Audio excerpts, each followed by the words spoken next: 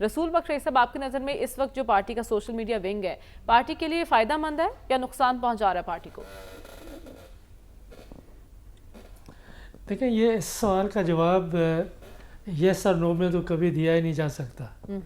پہلے بات تو ذہن میں رکھنی ہوگی کہ سوشل میڈیا اور سیاست سے تعلق ایک عالمی سیاست میں ایک کلچر بن چکا ہے، اور سوشل میڈیا کا مزاج یہ ہے کہ اس کا ایک مرکز نہیں، ایک خیال نہیں، ایک نظریہ نہیں، ایک سمت نہیں، ایک رخ نہیں، ایک وفاداری نہیں۔ اب یہ لاکھوں لوگوں کے ہاتھ میں ہم نے بات کرنے کی طاقت دے دی ہے، اور یہ صرف وہ لوگ نہیں ہیں جو بلاگ بنا کے ڈال رہے ہیں، یوٹیوب کے اوپر جا رہے ہیں۔ ہر آدمی اپنی ایک رائے رکھتا ہے، اور یہ معاملہ صرف پاکستان کا نہیں ہے۔ جہاں کہیں چھوٹی موٹی آزادی ہے کسی بھی ملک میں، ہم ان ملکوں کی بات نہیں کر رہے کہ جہاں پہ مکمل طور پر خاموشی اختیار کرنے کی ایک حکمت عملی ہے اور وہ اس کو نافذ کرتے ہیں۔ پاکستان میں ابھی آزادیاں ہیں، اور جو باہر لوگ بیٹھے ہوئے ہیں ان کو آپ یہ کہیں کہ حکم نامہ آنا چاہیے جیل سے، اور ان کا جو رخ ہے میڈیا کا وہ مکمل طور پر تبدیل ہو جائے، اور ان کو جو کہا جائے پھر وہی کیا جائے، یہ کبھی بھی نہیں ہوگا۔ اگر آج بھی عمران خان باہر آتے ہیں، باہر آ کے وہ بیان دیتے ہیں کہ جی ہمارا سمجھوتا ہو چکا ہے، جو ماضی میں ہوا وہ ہو گیا، اور اب ہم شیر و شکر سب کے ساتھ ہو چکے ہیں، اس لیے کسی ادارے کے خلاف، کسی شخصیت کے خلاف، کسی جماعت کے خلاف کوئی بات نہ کی جائے، کوئی نہیں مانے گا، بہت کم لوگ مانیں گے۔ اب یہ فضائی ایسی ہے، یہ کلچر ہی ایسا ہے، اس میں یہ توقع رکھنا کہ ایسی پارٹی جو کہ قید و بند، جبر، استبداد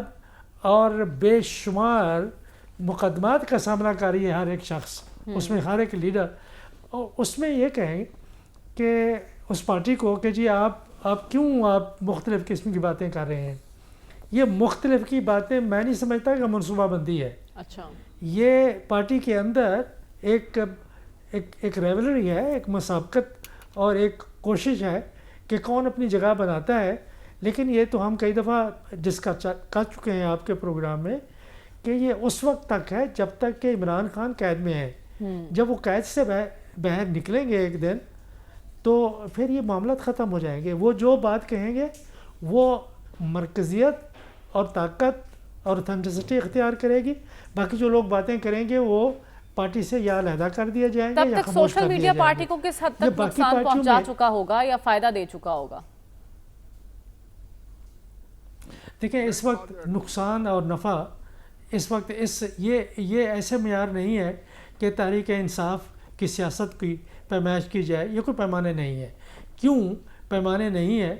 کہ ان کا جو بانی ہے وہ جیل میں بیٹھا ہوا ہے، مقدمات ہیں، 100 سے زیادہ مقدمات ہیں، باقی لوگ بھی مقدمات کا سامنا کر رہے ہیں، ان کے اوپر پابندیاں ہیں،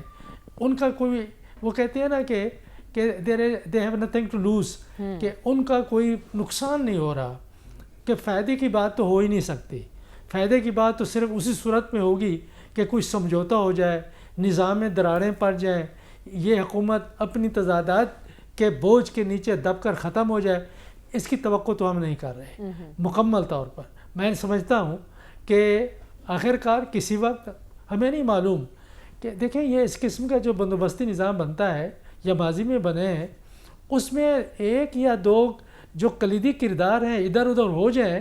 تو وہ نیچے سے دھڑام سے گرتا ہے۔ یہ کئی دفعہ ہم دیکھ چکے ہیں پاکستان کی تاریخ میں، اور اس کی ہم کوئی تاریخ متعین تو کر ہی نہیں سکتے، وقت متعین نہیں کر سکتے، یہ ایسا کب ہوگا یا ہوگا یا نہیں ہوگا ہمیں کچھ معلوم نہیں، کہ یہ نظام 30 سال چلتا ہے، 40 سال چلتا ہے، ہماری زندگیاں اس میں ختم ہو جاتی ہیں، 2 سال ہے، 3 سال ہے۔ ایک ایسا نظام کہ جس میں کہ غیر یقینی سی صورتحال، اس کے بارے میں حتمی طور پہ ہم کچھ نہیں کہہ سکتے، نہ فائدہ نہ نقصان، فائدہ اور نقصان، یہ میں نہیں سمجھتا کہ یہ دو ایسے لفظ ہیں جس سے کہ تحریک انصاف کی سیاست کو آپ اس کی پیمائش کر سکتے ہیں یا اس کا تجزیہ کر سکتے ہیں۔ اس وقت جس بحران کا شکار ہے اسی بحران میں وہ پارٹی رہے گی، اس سے کب نکلتی ہے یہ اس کے اپنے بس کی بات نہیں ہے۔ یہ میں سمجھتا ہوں کہ جو بساط ہے اس وقت سیاسی، اس کے جو بڑے بڑے مورے ہیں وہ کہ اپنی جگہ کے اوپر کھڑے رہتے ہیں، کھڑے رہیں گے تو نظام چلتا رہے گا، ایک آدھ ادھر ادھر ہوگا تو نظام نیچے سے ختم ہو جائے گا۔ میرا نہیں خیال ہے کہ موجودہ نظام میں، بے شک سواتی صاحب سوات جائیں یا اسلام آباد جائیں یا راولپنڈی جائیں، اس سے کوئی مسائل کا حل نکل آئے گا۔ ٹریڈ وار کے دنیا پر اثرات کیسے ہوں گے اور پاکستان کس حد تک افیکٹ ہو سکتا ہے اس سے؟ دیکھیں، پہلی بات تو ہمیں سمجھیں کہ یہ ٹریڈ وار ہے کیا، وہ اور اس کی بنیادی وجہ کیا ہے۔ بنیادی وجہ یہ نہیں ہے کہ کوئی جیو پولیٹیکل ٹینشن ہے چین کی اور امریکہ کی، یا کوئی نظریاتی کنفلکٹ ہے یا کولڈ وار، ایسی کوئی بات نہیں ہے۔ مسئلہ یہ ہے کہ امریکہ کے اندر ایک سوچ ہے کہ کئی ممالک ہیں جو ایکسپورٹ امریکہ کی طرف زیادہ کر رہے ہیں اور امپورٹ ان کی طرف سے ان کے اوپر پابندیاں ہیں یا ٹیکسز ہیں یا نہیں کرنا دے رہے، کہ جو فگر ابھی نیازی صاحب نے آپ کو دی ہیں یہ بالکل درست ہیں، کہ آپ یہ ذہن میں رکھیں کہ اگر ہر سال تقریباً $350 بلین کا امریکہ کے خلاف چین کا ٹریڈ سرپلس ہو تو 10 سال میں کتنا بنے گا؟